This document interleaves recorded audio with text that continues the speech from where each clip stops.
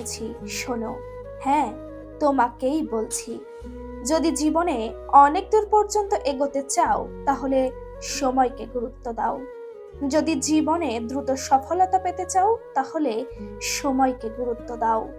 যদি সুন্দর একটা জীবন কামনা করো এবং সুন্দর একটা জীবন অর্জন করতে চাও, তাহলে সময়কে গুরুত্ব দাও। যদি জীবনের সমস্যা থেকে দূরে থাকতে চাও, তাহলে সময়কে গুরুত্ব দাও।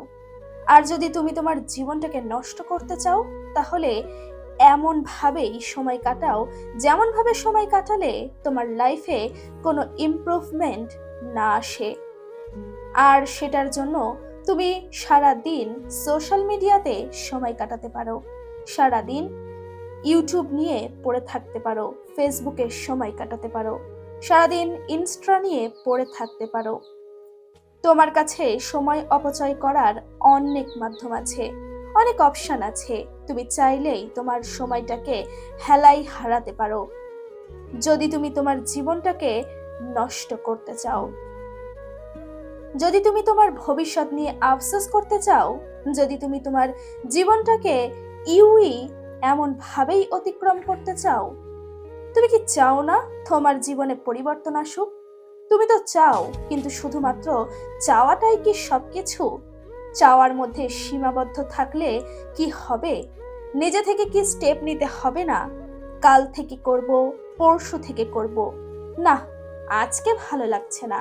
তোমার কি মনে হয় ভালো লাগবে সব সময়? ভালো লাগবে কাজ করতে? কারোর ভালো লাগে না কাজ করতে, কিন্তু বাধ্য হয়ে কাজ করতে হয়।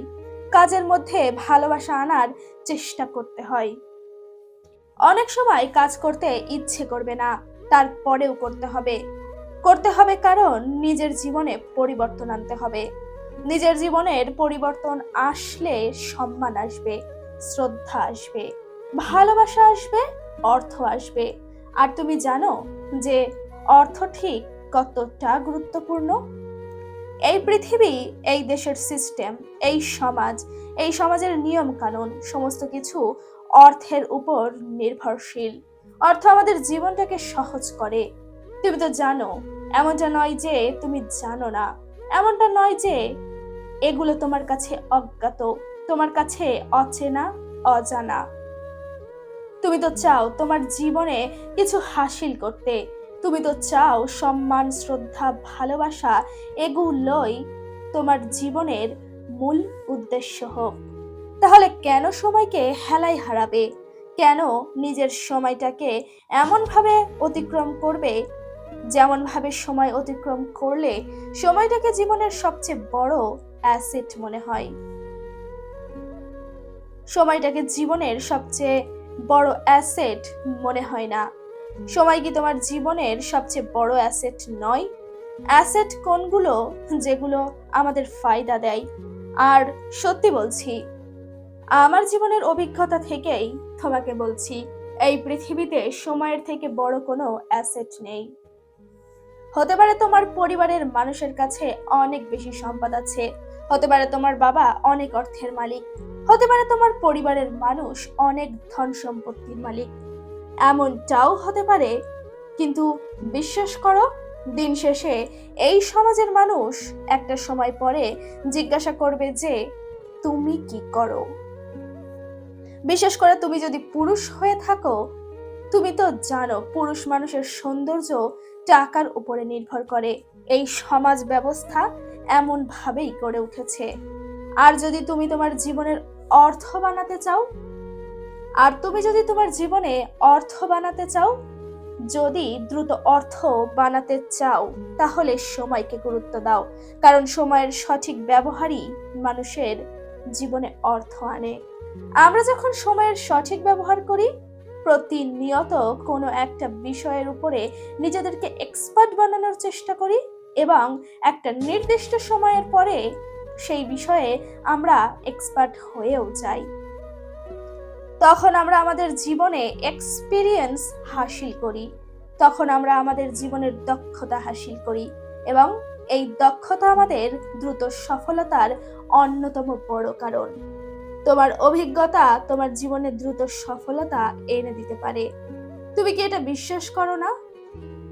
আমরা তো চেষ্টা করি না, আমরা তো চেষ্টা করতে চাই না। আমরা মনে করি যে কোনো কিছু এমনি এমনি হয়ে যাবে। আমরা মনে করি যে ভাববো, স্বপ্ন দেখব, আর পূরণ হয়ে যাবে। অবশ্যই স্বপ্ন দেখতে হবে, অবশ্যই বিশ্বাস বজায় রাখতে হবে, কিন্তু তার সঙ্গে দ্রুত স্টেপ নিতে হবে। সময়কে ম্যানেজ করতে হবে, সময়কে কাজে লাগাতে হবে অতি দ্রুততার সহিত। যদি সত্যি তোমার জীবনে তুমি কিছু করতে চাও, তাহলে শুরু থেকেই পারফেক্ট হওয়ার চেষ্টা করো।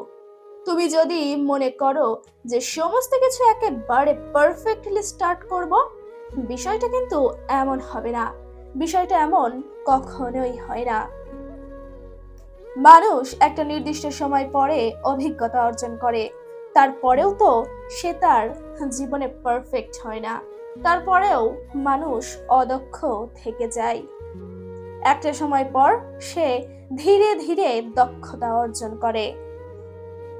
তারপরেও তো মানুষ কোনো কিছুকে একদম সুন্দরভাবে করতে পারে না।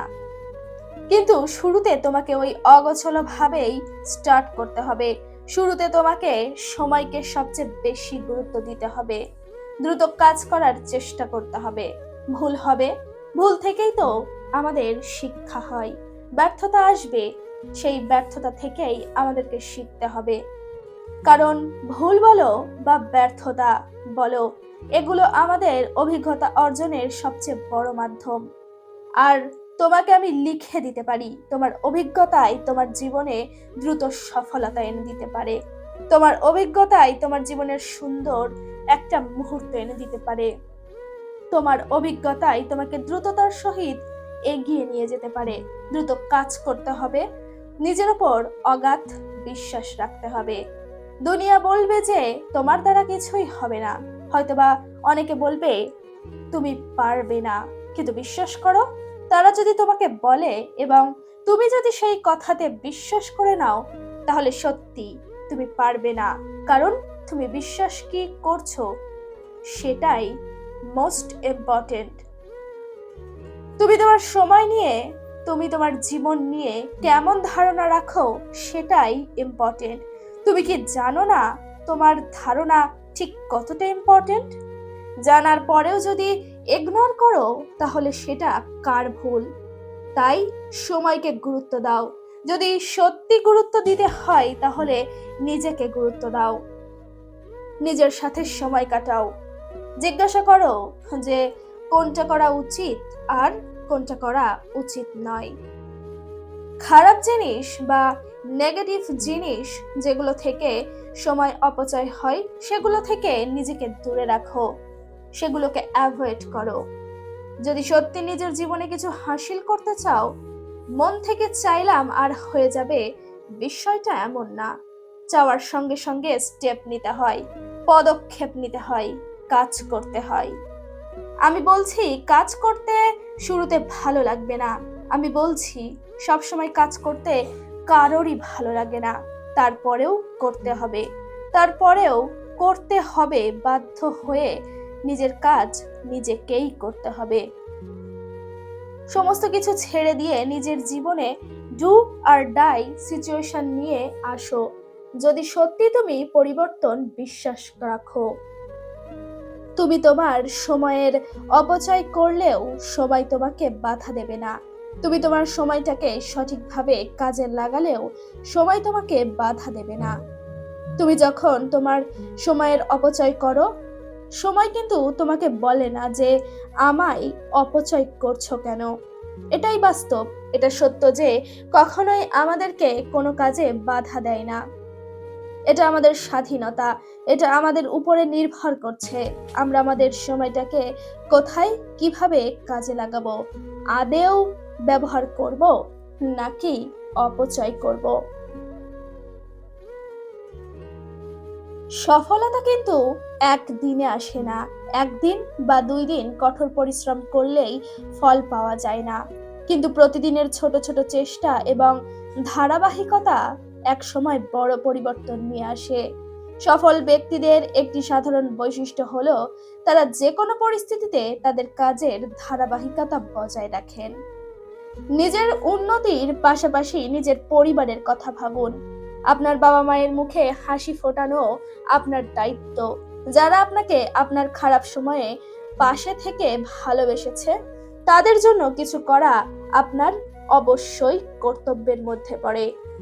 প্রতিটি কঠোর প্রতিযোগিতায় টিকে থাকতে হলে নিজের যোগ্যতা প্রমাণ করতে হবে।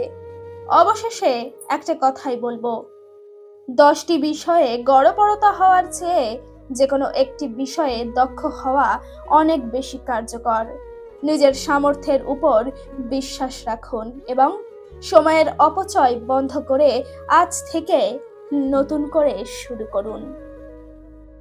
হেই এভরিওয়ান, আসসালামু আলাইকুম। আজ তাহলে আসি, দেখা হবে পরবর্তী কোনো ভিডিওতে, নতুন পথে নতুন খোঁজে।